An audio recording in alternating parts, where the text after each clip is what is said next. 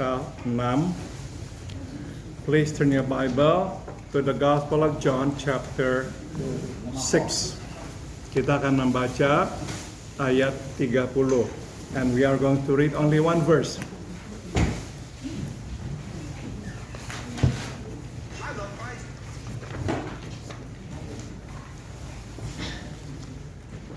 Yohanes pasal 6 ayat 30. The Gospel of John chapter 6 verse 30. Mari kita membacanya bersama-sama. 1, 2, 3. Maka kata mereka kepadanya, tanda apakah yang engkau perbuat supaya dapat kami melihatnya dan percaya kepadamu? Pekerjaan apakah yang engkau lakukan? In English, so they asked him, what miraculous sign then will you give that we may see it and believe you? What will you do? Mari kita masuk dalam doa. Let us come to the Lord in prayer. Bapa dalam surga, terima kasih di siang hari ini kami boleh duduk membaca firman-Mu dan belajar dari-Mu. We thank you, Father, that this afternoon you have given us this opportunity to come and sit and read your word and to learn from you. Bukalah hati kami supaya kami menerima firman-Mu. Please open up our hearts that we may receive your word. Dalam nama Tuhan Yesus kami berdoa, in the name of Jesus our Lord we pray. Amen. Halaman 92, page 92. Sekarang barulah kita mengerti mengapa Yesus berkata kepada orang banyak itu, kamu mencari aku bukan karena kamu telah melihat tanda-tanda, melainkan karena kamu telah makan roti itu dan kenyang. Now we understand why Jesus says to the crowd, truly, truly I say to you, you are seeking me, not because you saw signs, but because you ate your fill of the loaves.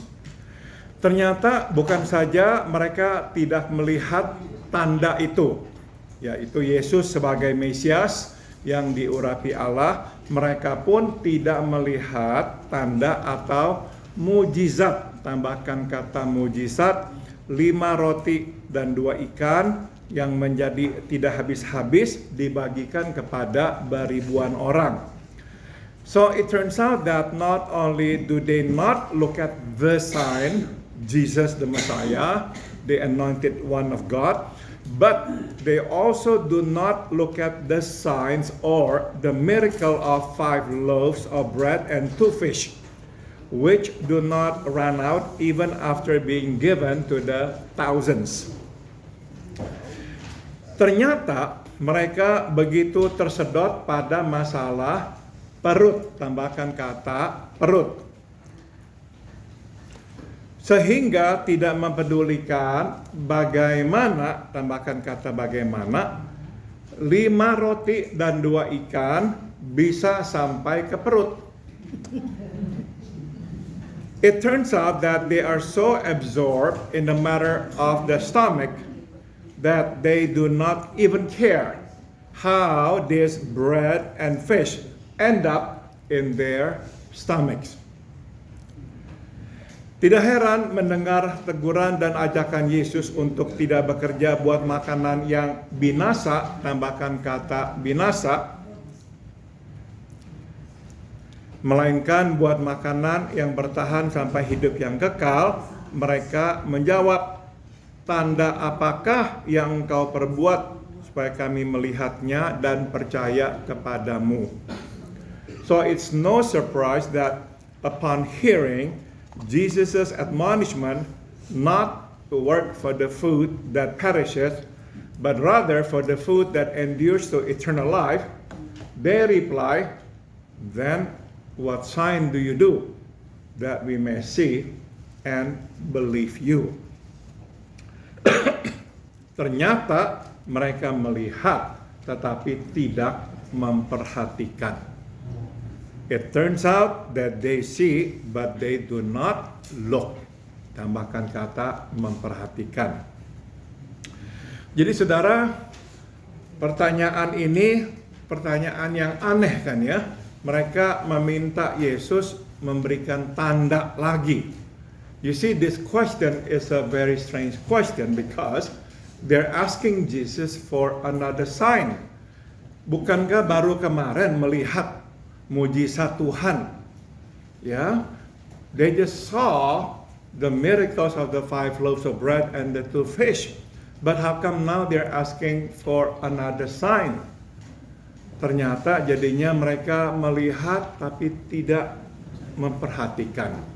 So they see but they do not look. Ya. Kenapa? Sebab mereka lebih memusingkan perut mereka. Lapar, sekarang bisa makan. Why? Because they only think about their stomach. They were hungry and now they're full. Bagaimana makanan itu bisa sampai ke perut mereka, mereka tidak gubris. But how this food can end up in their stomach, somehow it is not their concern.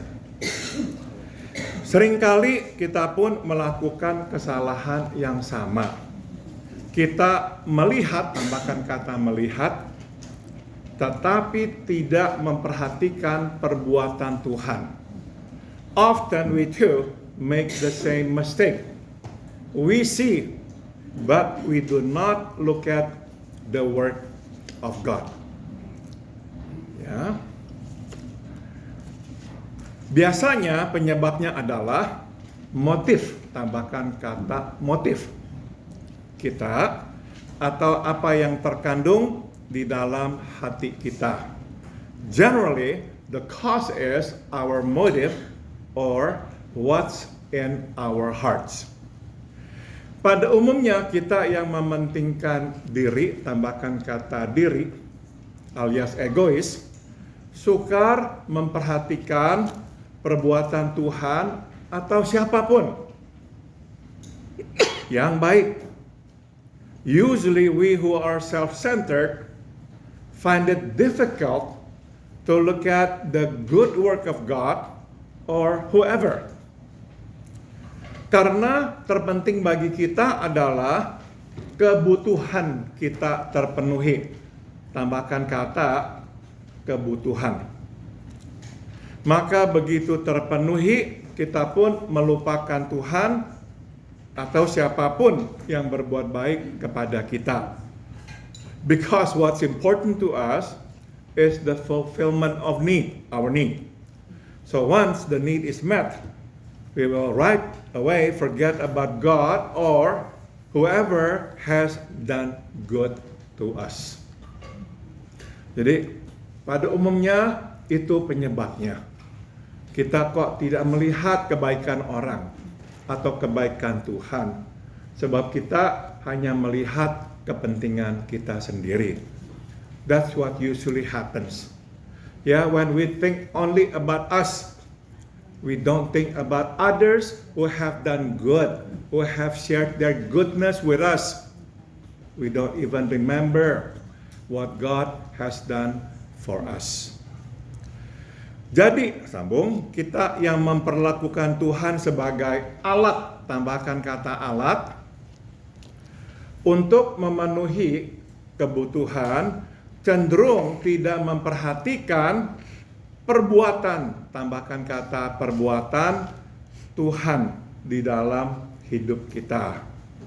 We can then say that we who use God as a tool or an object to meet our need do not look at the work of God in our lives.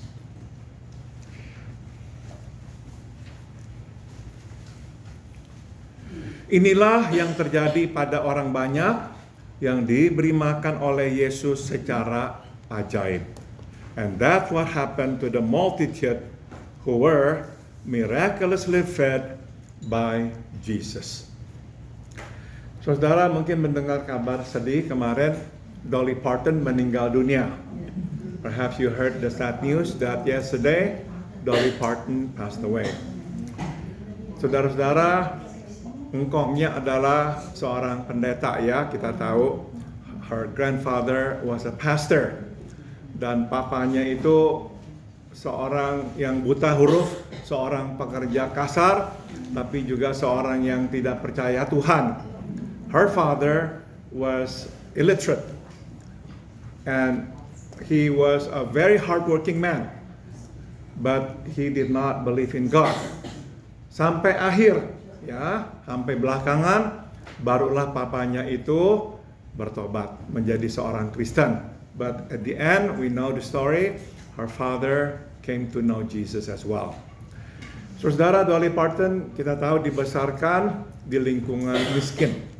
We know that Dolly Parton was raised in a poor community. Ya, saudara yang pernah menonton filmnya The Coat with Many Colors ya, bisa ingat ya, dia itu dibesarkan di Tennessee, di pedesaan, di mana tidak ada air, jadi benar-benar hidup sangat sederhana. We know that she was raised in Tennessee in a very rural and poor community. Nah, saudara-saudara, ini ceritanya tambahan saja. Mamanya itu satu hari itu menjahitkan dia baju luar ya, baju dingin, berwarna-warni dari berbagai bahan pakaian. One day her mom actually sewed her an overcoat, like a sweater with many colors but made from different materials. Jadi waktu dikasihkan kepada dia, dia tanya, kenapa kok warna-warni satu baju dan dari bahan yang beda-beda? So when she received it, she asked her mom, why there are so many colors in one sweater and from different material? Mamanya berkata, karena engkau begitu spesial, karena engkau begitu istimewa. Jadi saya jahitkan warna-warni ini buat kamu. Her mom said, because you are so special, that I made this specially for you, from many different colors. Dia tidak tahu mamanya tidak punya uang, jadi bahan-bahan sisa itu dia kumpulkan jadi satu baju, saudara-saudara. She did not know that her mom was so poor that she had no money to buy material. So she collected the leftover materials and sewed them all into one sweater. Ya, nah kita tahu ceritanya waktu dia ke sekolah, dia berbangga hati karena dia berkata mamanya baru saja menjahitkan dia baju yang sangat bagus. Begitu tiba di sekolah, teman-temannya menertawai dia. Sebab teman-temannya tahu ini baju dari berbagai bahan. But when she went to school the next day, she was so happy, proud to wear that sweater because she thought it was a very special sweater. And then when she arrived at school, all her friends made fun of her because they knew it was actually made from different materials because she was poor. Saudara, dia adalah salah satu artis di Amerika yang paling murah hati. She was one of the most generous artists in America. Dia menyumbangkan berjuta-juta dolar. She actually gave millions and millions of dollars kepada orang-orang yang susah. Dia membuat satu perpustakaan, tapi bukannya ini, dia kirim buku-buku kepada anak-anak yang miskin gak bisa punya buku. She actually sent out millions of books to millions of kids who otherwise could not have afforded to buy books. Because he said, my father was illiterate. Karena dia berkata papanya buta huruf. Jadi dia tidak mau ada anak yang buta huruf. She was a very special woman. Dan selalu dia berkata begini. And this is what she always said. Tuhan telah memberkati saya. Sudah seharusnya lah saya membagikan berkat ini kepada lebih banyak orang. She always said that. God has blessed me so much. It is only right for me to share His blessings with more people. Jadi saudara, ini contoh ya orang yang melihat, sungguh-sungguh melihat perbuatan atau kebaikan Tuhan.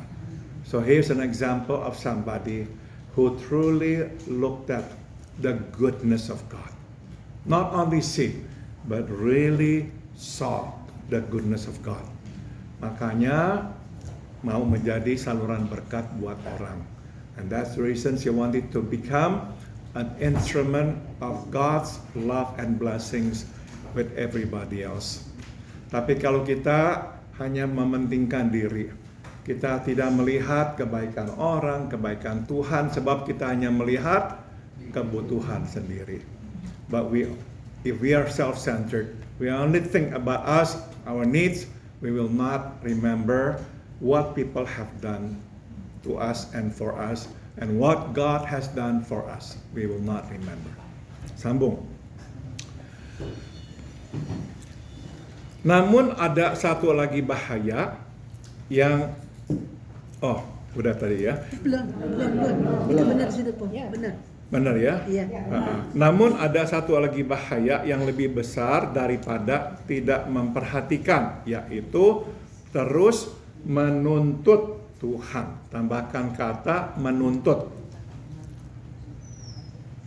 Untuk membuktikan dirinya, kasih dan kuasanya kepada kita.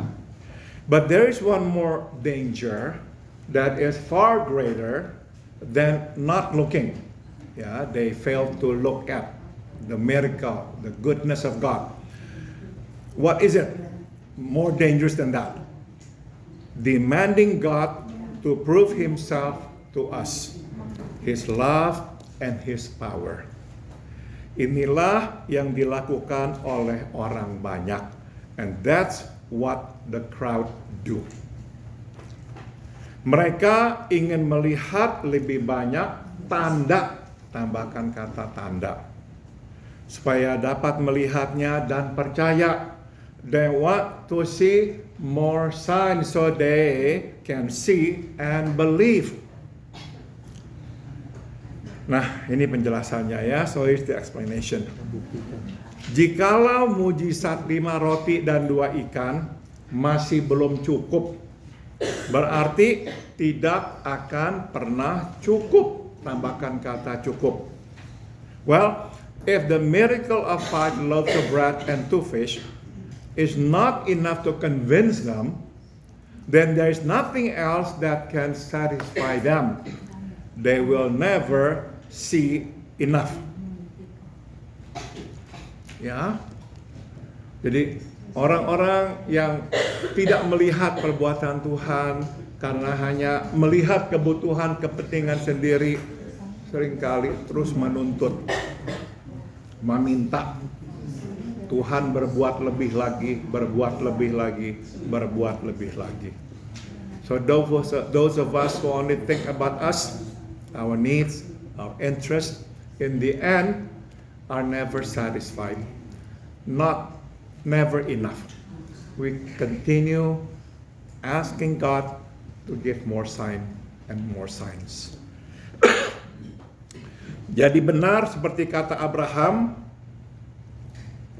di dalam kisah Lazarus dan si orang kaya.